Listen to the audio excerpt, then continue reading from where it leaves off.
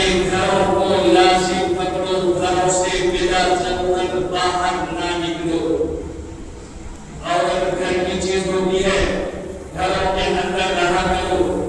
وَلَا تَبَرَّجْنَ تَبَرُّجَ الْجَاهِلِيَّةِ الْأُولَىٰ، اور جس طرح نبی کے آنے سے پہلے تمہارے اندر جاہلیتوں والی حرکت تھی، نادانیوں والی حرکت تھی، عورتیں پورے سر پورے چہرہ چھوٹے کپڑے پہن کر گھوما کرتی تھی، یہ حرکت اب نہیں چلے گی۔ نبی کے گھر والیوں تمہیں اس کا خیال رکھنا ہے۔ وَلَا تَبَرَّجْنَ، اور بے پردہ نہ ہو جایا کرو، بے پردگی کے ساتھ گھروں سے نہ نکلا کرو۔ تبرج الجاہلیۃ الاولیٰ، جس طرح جاہلیت کے زمانے میں تم کیا کرتی تھی۔ جب نبی آ گئے، رب کا پیغام آ گیا، اب تمہیں کرنا کیا ہے؟ وَأَقِمْنَا الصَّلَاةَ وَآتِينَا الزَّكَاةَ وَأَطِعْنَا اللَّهَ وَرَسُولَهُ، نماز قائم کرو، اور یاد رکھو نماز میں عورت پوری کی پوری پردہ ہے۔ چہرہ اگر پورا ہے ایسی جگہ میں جہاں وہ نماز پڑھتی ہے کوئی نہیں دیکھ رہا ہے، کوئی بات نہیں، لیکن اگر کوئی دیکھنے والا اجنبی شخص ہے تو تمہیں نماز میں بھی اپنے چہرے کے اوپر کپڑا لٹکانا ہے تاکہ تمہارا چہرہ کوئی نہ دیکھ سکے۔ تم اپنے ہاتھوں اور پیروں میں بھی کوئی جگہ کھلی نہ چھوڑو، ورنہ تمہاری نماز نہیں ہوگی۔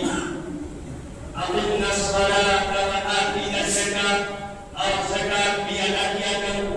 نماز اور زکات یہ دونوں کے دونوں اسلام کے ارکان میں سے ہیں۔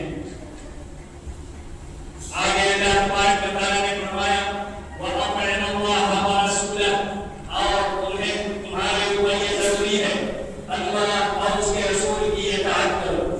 جو تمہیں حکم دے اسے کرو، جس چیز سے روکے اسے رک جاؤ۔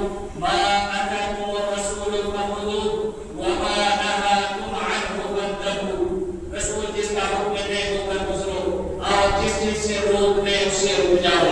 ایک قال نہیں، اعتراض نہیں، شبہات نہیں، بلکہ اللہ اور اس کے رسول کی اطاعت کرو۔ وجہ کیا ہے؟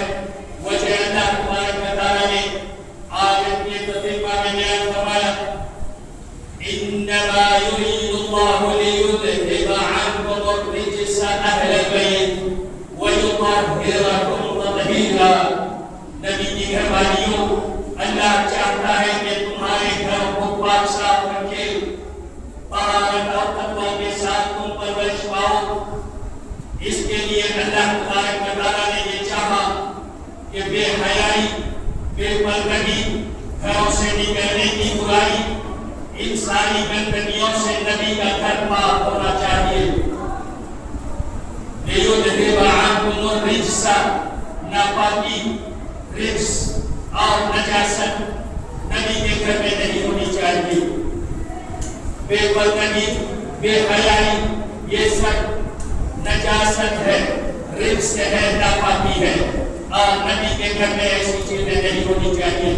اللہ چاہتا ہے نبی کے گھر کو صاف ستھرا رکھے، پاک صاف کر دے، اور اس کے لیے یہ احکام ہے لِيُذْهِبَ عَنْكُمُ الرِّجْسَ أَهْلَ الْبَيْتِ، اہل بیت کے رسول، بیت النبوہ، رسول اللہ صلی اللہ علیہ وسلم کے گھر کی صفائی کر رہا ہے اللہ تعالیٰ۔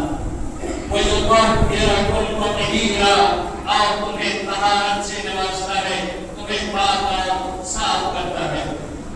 یہی اللہ کا ارادہ ہے۔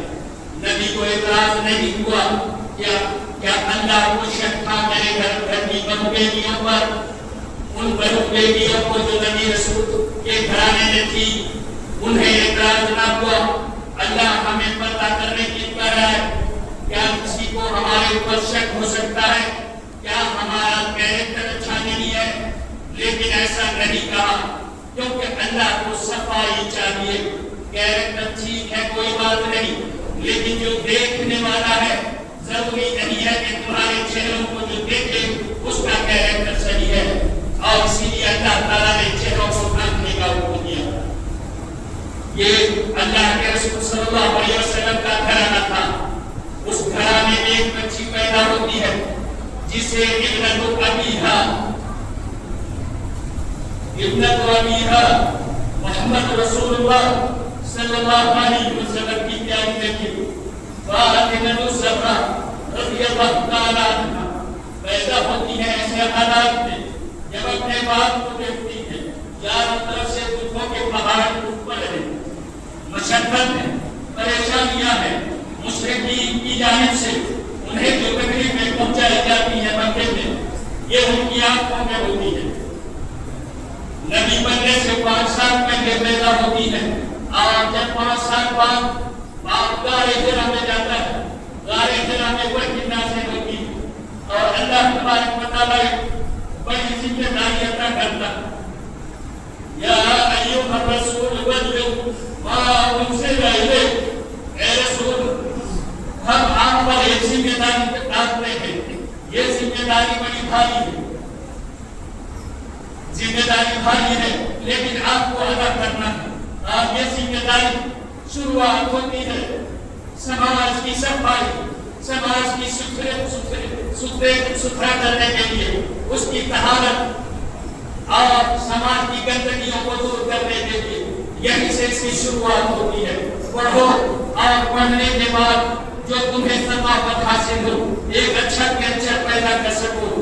یہ ماحول جو مکہ کا ہے جہاں دنیا کی ساری گندگیاں ہیں, اسے تمہیں پاک کرنا ہے اور اسے پاک کرنے کے لیے تمہیں اپنے گھرانے سے شروعات کرنی ہوگی. شروعات تمہارے گھرانے سے ہوگی. جب آپ غار حرا سے اتر کر آتے ہیں, آپ مکے میں لوگوں کو جمع کرتے ہیں اور ان کو سناتے ہیں کہ میں تمہارے لیے نذیر عریان ہوں, ڈرانے والا ہوں. ابو لہب کھڑا ہوتا ہے, ابو جہل کھڑا ہوتا ہے اور وہیں سے مخالفت شروع ہوتی ہے. ابو لہب کہتا ہے تبت لک سائر اليوم یا محمد الہذا جمعتنا, کیا تم نے اسی لیے ہمیں بلایا ہے؟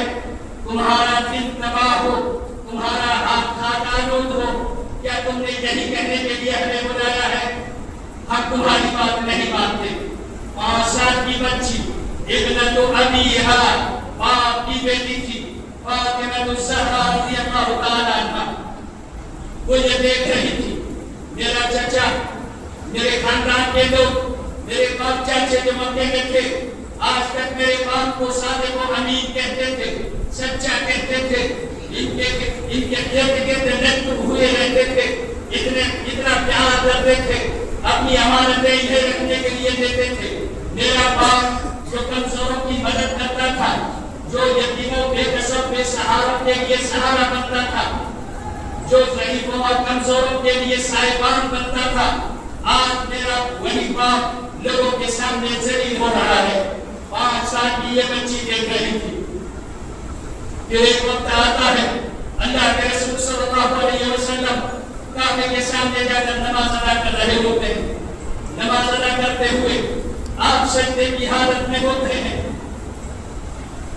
سجدے کی حالت میں ہوتے ہیں. بیٹی دیکھ رہی ہے, کچھ اوباش قسم کے لوگ آتے ہیں, اونٹ کی اوجھلی اور اونٹ کو ذبح کرنے کے بعد سلا جزور, جو اونٹ کی گندگیاں ہوتی ہے ذبح کرنے کے بعد, خون اور دوسری چیزیں, یہ سارا اٹھا کے آپ صلی اللہ علیہ وسلم کی پیٹھ مبارک پر رکھ دی جاتی ہے. یہ بچی دور سے کھڑی ہو کر دیکھتی ہے, ان میں سے کوئی بھی نظر رشید نہیں, کوئی ایسا نہیں جو روک ٹوک کرنے والا.